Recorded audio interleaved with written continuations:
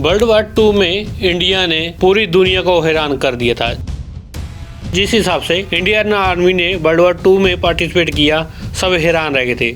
Nazi Germany ने Poland पर हमला किया तो वर्ल्ड वार टू की शुरुआत हुई।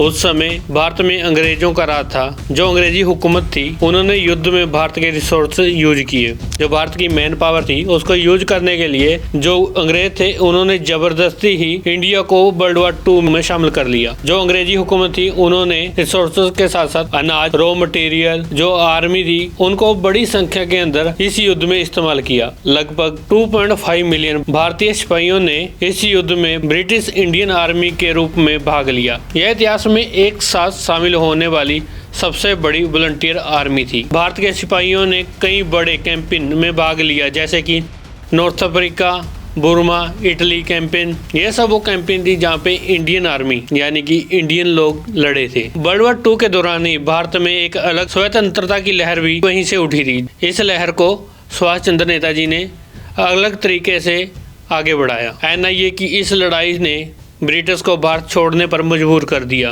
क्योंकि भारत में कई स्वतंत्रता की भावना जाग गई थी।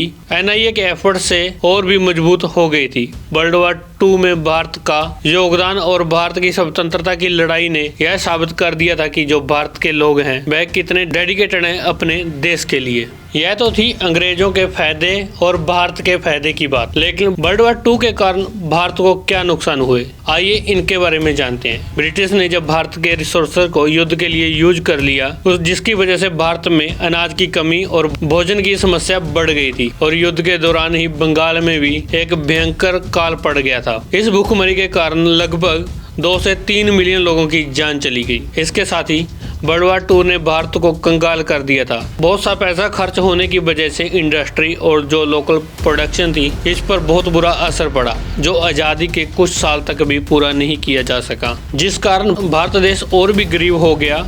और यह गरीबी देश के आज़ाद होने के बाद भी कई साल बाद तक नहीं सही हुई। वर्ल्ड वार टू में भारत की बहादुरी ने सारी दुनिया को हैरान कर दिया था और भारत को भी ब्रिटिश से आज़ाद करवाने में सक्षम रहा।